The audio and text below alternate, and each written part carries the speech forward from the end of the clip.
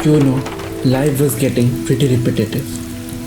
रोज सुबह ऑफिस, शाम को घर एंड देन रिपीट। और ऊपर से कोलकाता की बारिश।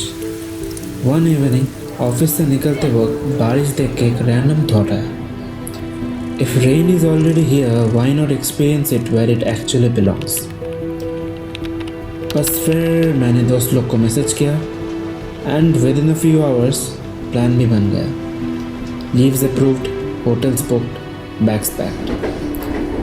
और एक normal office week suddenly turned into a mountain escape.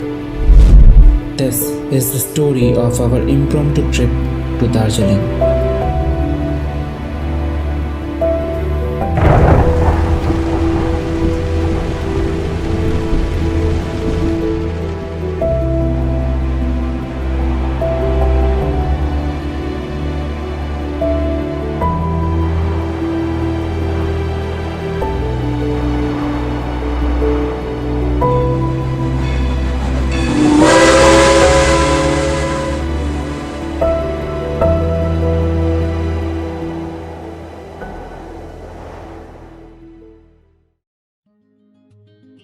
Honestly north Bengal का सफ़र कब शुरू हो जाता है पता ही नहीं चलता।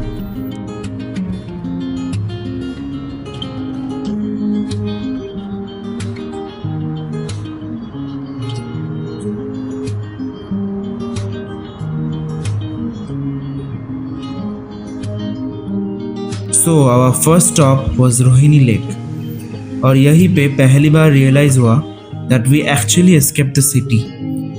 लेकिन इतना ट्रैवल करने के बाद बहुत भूख लगा था, इसलिए हम रुक गए एक रैंडम रोड साइड कैफे पे। और एक बात तो पक्की है, when you are in the mountains, momos are just not food, they are literally survival.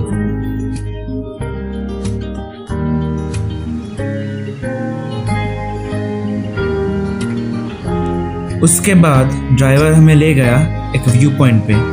नाम ऑनेस्टली नहीं पता, but I think some places don't really need a name. बस बैठ जाओ और एंजॉय करो।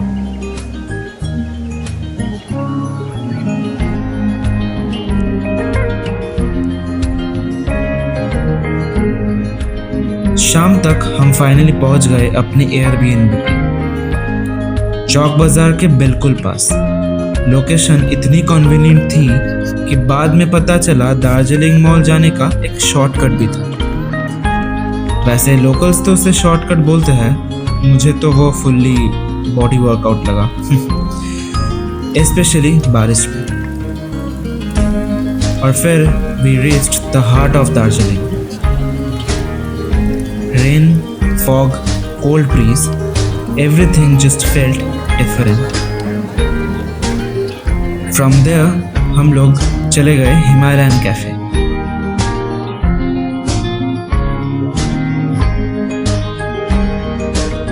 There we had apple pie for the first time and मुझे ज़्यादा पसंद नहीं आया।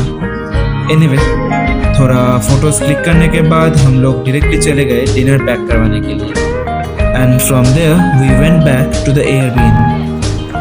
Fog के बीच और वो empty mall roads. It genuinely felt like walking inside a movie. Dinner करने के बाद we started talking about our horror life experiences and some conversations जो शायद सिर्फ ट्रिप्स पे ही होती है। अगली सुबह दार्जिलिंग में फिर वही same fog and raining almost every minute after short intervals. और ऑनेस्टली मॉनसून में दार्जिलिंग का मतलब ही फॉग है, और जब फॉग हो तो पाइन फॉरेस्ट को इग्नोर करना ऑलमोस्ट इम्पॉसिबल हो जाता है। So our next stop was Lamahatta. Time का कोई आइडिया ही नहीं था, बस चलते रहे, फोटोज, वीडियोस और रील्स भी शूट की, जो आज तक पोस्ट भी नहीं हुआ। लंच के लिए रुक गए एक लोकल रेस्टोरेंट में और ऑर्डर किया थुक्पा। एक्सपेक्टेशंस कुछ और थी, reality it was Maggi soup. Moving on from that, जैसे ही बाहर निकले, monsoon reminded us who is actually in charge.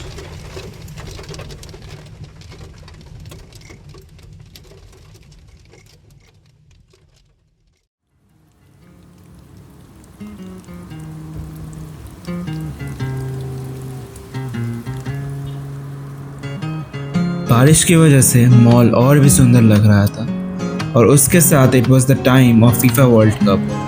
पूरे मॉल को इतना ब्यूटीफुली डेकोरेट किया गया था कि इट फेल्ट मैजिकल।